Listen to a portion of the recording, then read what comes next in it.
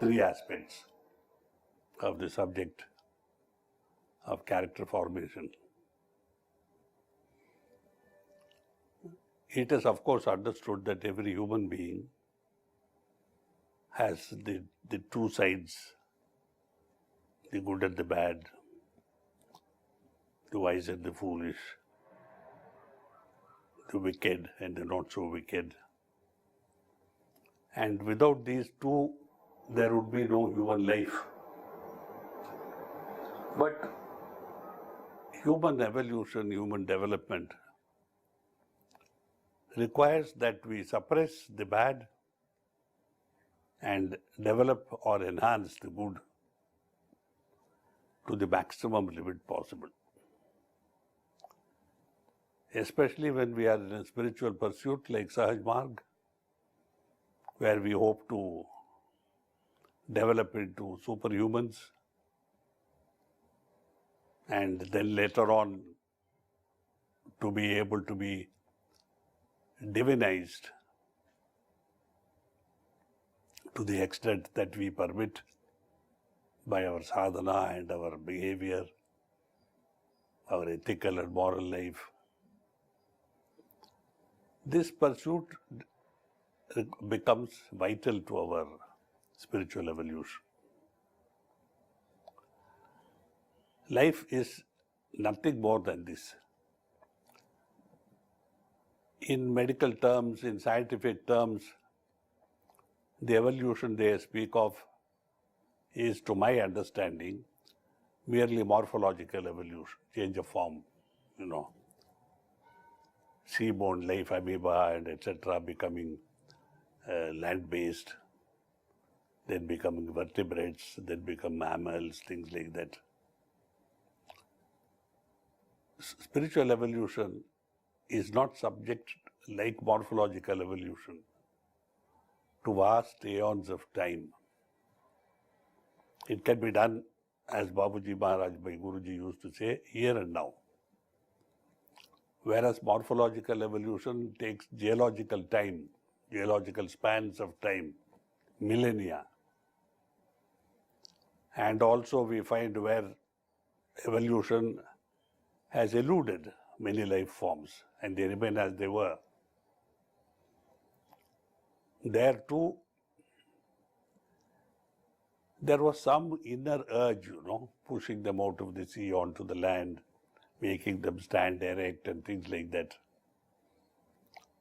That was one part of perhaps the need to hunt, the need to have food. But in our spiritual evolution, it is the question of our inner understanding that, as Babuji Maharaj said, while a man may be born as an animal but should die as a man or a human being, we should recognize that we are born with limitations brought here by our samskaras, which we have acquired by our past lives of thought, of action. Our present life should precisely be targeted at wiping out those samskaric influences that we have brought with us, the drags on our evolutionary possibilities, the anchors that keep us fixed in one situation, with the absolute necessity not to add more samskaras as we go on. The normal human evolution or the human life of the modern human being is nothing but, naturally working off some samskaras and knowingly or unknowingly, consciously or unconsciously, willingly or unwillingly, adding huge amounts of samskaras as we pass through life. So that suppose we come into this life with 1 unit of samskara, we exit, I'm now talking of the normal human, average human being, we exit with possibly 1,000,000 units of samskara. This can be very definitely avoided once we become conscious of the fact that we, cooperate in having past samskaras removed. But the greater cooperation is in not adding more samskaras ourselves by wantonly disregarding the requirements of personal behavior, interpersonal behavior, ethical life, and moral life. Now, in an earlier talk, I have spoken about interpersonal behavior as part of our, shall we say, character, because I find that we still retain most of the animal qualities that we are supposed to have come from, the base from which, according to Western evolutionary theory, we have evolved, though I don't subscribe to it. I'm just mentioning it by the way. We are still avaricious, we are still, what should I say, antagonistic, violent, willing to kill. What I spoke of earlier in veiled terms, like acquisitive powers, acquisition, wanting to acquire everything, me and mine, as I think Ramakrishna Paramahamsa, the great sage, said. Not knowing that while I am acquiring my wealth, my power, my ability to dominate, I am building within myself a samskaric burden which can only guarantee a future life, which if we could see what it is or what it could be, we would shudder. We would have nightmares. I am not only talking of the present as a human being in this life before it comes to an end, the possibilities of what we may have to undergo as bhog for all that we have done, to others especially, because we are very careful not to hurt ourselves, harm ourselves. Though we don't know, we don't take cognizance of the fact, we are ignorant of the fact that anything you do to others will be visited upon you in a very real sense. You harm somebody, you are going to harm yourself. You lie to somebody, you are lying to yourself. You cheat somebody, you are cheating yourself. You cannot equate this to material losses and material gains. It does not mean like in some religions they say an eye for an eye and a tooth for a tooth. That if you cheat somebody of ₹1,00,000 rupees, he is going to cheat you for ₹1,00,000 rupees. It's not like that. But in some way, you are going to lose much, much more than you have brought loss upon somebody else. Absolutely verifiable fact. But to verify it, you must be aware, you must be willing to take the responsibility of conducting a, shall we say, an experiment on yourself.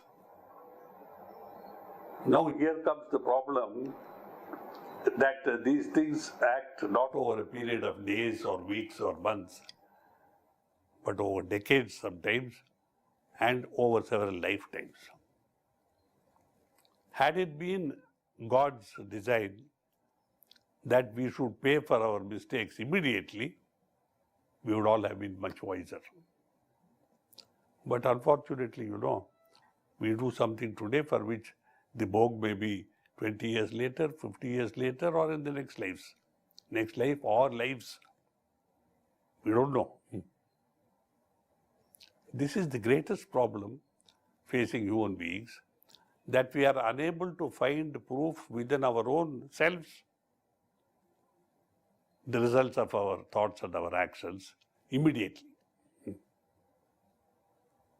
Therefore, we enjoy the bliss of ignorance and go on living as we have been living, doing what we think we can do, what we can do, whether we should or not, and saying everything will be nice. Going to the extreme of saying, who knows, yaar, when we are going to live, when we are going to die.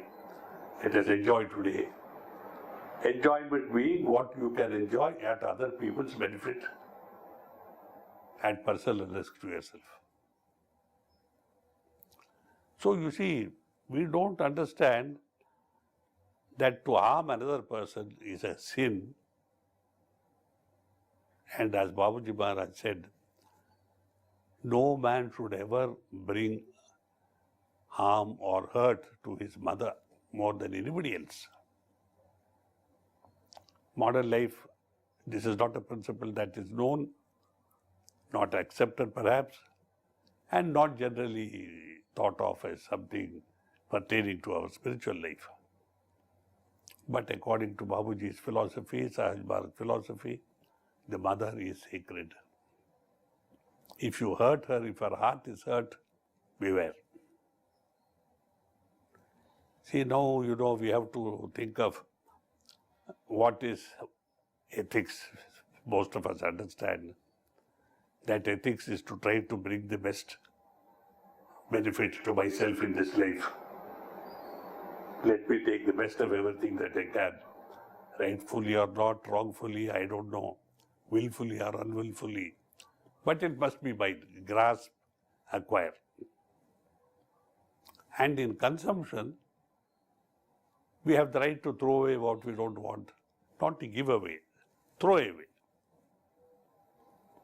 So you see, we are wasteful, we are violent, we are aggressive, we are acquisitive, we are selfish, we are taking, and we are wasteful, arrogant, proud, unwilling to accept the laws of nature, which Babaji sort of symbolized in one short sentence, summarized in one sentence. When you leave this world, leave it a better place than you found it when you came in. If you can't do that, at least leave it as good as you found it when you came in. That is, to my mind, the most concise form of defining either ethics or morality. What is morality? Unfortunately, in India, I have said this before, in our conception in India, morality is confined only to sex. So long as you don't rape or abduct and rape or all these things, there's no immorality.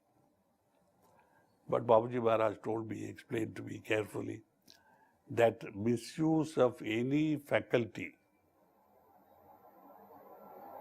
whether it is physical, mental, intellectual, moral, is immorality. He gave me as an example, perhaps in those days when we met 50 years ago, that in Middle East desert countries, to waste water is considered immoral and punishable. To waste food should be considered immoral. So sexual morality is only a question of wasting a potent creative energy given to you, given to human beings for the purpose of creation. And it has been changed or misused to become an instrument of pleasure. Now most people will not agree to this. I have had talks with doctors about erotic self-gratification, and they have said, no, physiologically it does no harm. On the contrary, it releases psychic pressures, psychological pressures, and it's not to be condemned at all. Doctors, I have spoken to many of them. And if our youth is trained in this thought that there is nothing wrong with this, the next step, that you involve a partner in gratification, doesn't seem to be so awful especially if the partner is willing. In today's society, it's not difficult to find willing partners.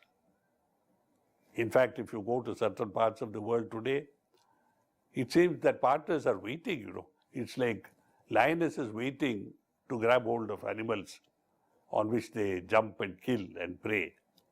Prey.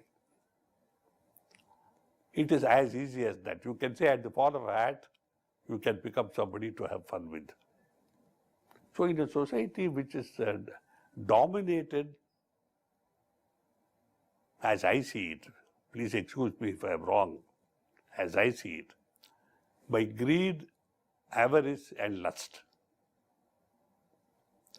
Where is the chance of the finer sentiments of human life which distinguish a human being from being merely a two-legged animal as we are often described?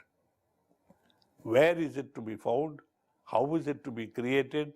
How is it to be cultivated?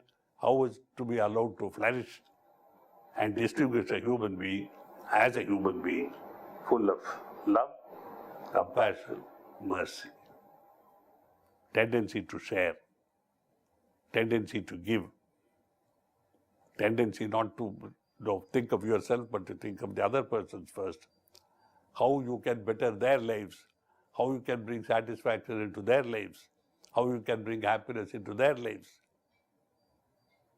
How is it going to be possible? Because today's human being is surrounded by factors, forms of, shall we say, grasping and avarice, and from the babyhood, we are trained to be, go up, go up, go up. If you don't go up, you will go down. Look at daddy. This is a standard formula in the Indian houses. Look at daddy. So children are brought up in a tradition of power grabbing, dishonesty, lustful behavior, in the idea that they are becoming like daddy.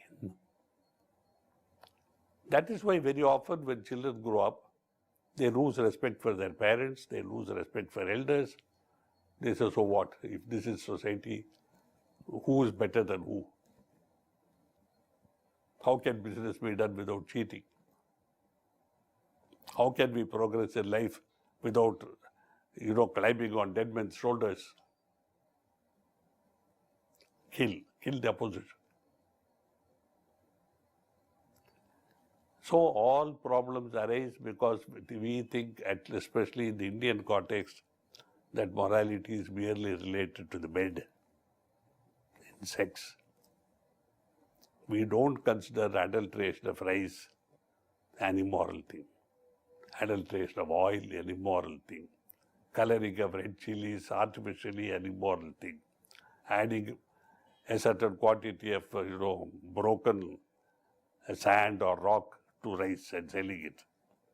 In every field, and of course, the ultimate sign of degradation in a society, adulterating medicines, manufacturing spurious medicines, selling medicines which are date expired and should not be used. I would echo the feelings of some people whom I don't want to name, great people in this world, who have said that today's human being is worse than a carnivorous animal. At least carnivorous animals kill because they are created like that. They kill only to eat. But we kill because we find satisfaction in killing. We acquire because we find satisfaction in acquiring. Self-aggrandizement. I don't need, but I acquire. No animal stores dead bodies of cows so that its future is safe. Tigers, animals, hyenas, name them. They kill when they want, finish it off, and that's it. And that kill is shared. A lion kills, a lioness kills, they eat, their cubs eat, hyenas eat, vultures eat. So you see, where is this tendency of taking what you want and leaving the rest for somebody else? Where is it? human beings don't have it. We are proud when we are told that you have 6 houses. Your auditor may tell you because you may not know, you see. You own 6 houses. Your property is worth 27 crores, etc., etc. We are not affected by the fact that 90% of India's population are below the basic needs fulfillment level. Now, I am not asking people to immediately surrender and volunteer and, put on langoti and go out as a sannyasi. But we have to understand these principles that human life will be safe to continue into the future and to evolve only if we develop love for others, share with others, think of others first, never think of yourself, whether it is for food or self-gratification or for anything. If all of us develop that tendency, these ideas of, living, human living, which we are calling moral and ethical and all that sort of thing, I don't think I should call it ethical or moral. It is a way of living in which I come last, everybody else comes before me. I eat last after I fed others. It's like a river.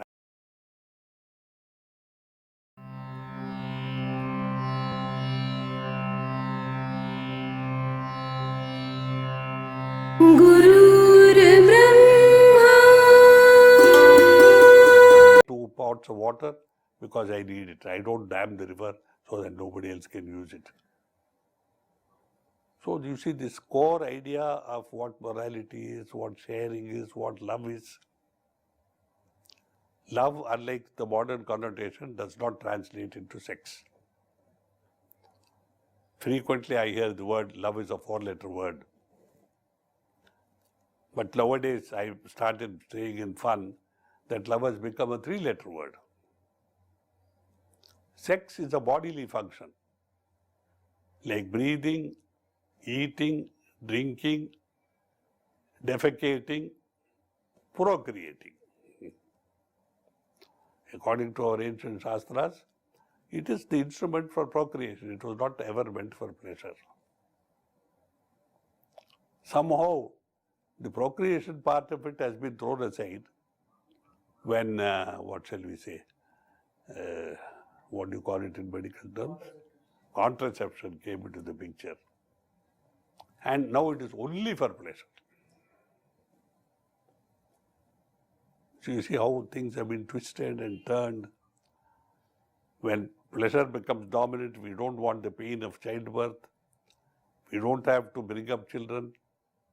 Why should I bring up children? Others have children. So all these are the things that are bothersome to those who are concerned about, shall we say, the future of civilization, future of human beings, which concerns every one of us since we are human beings.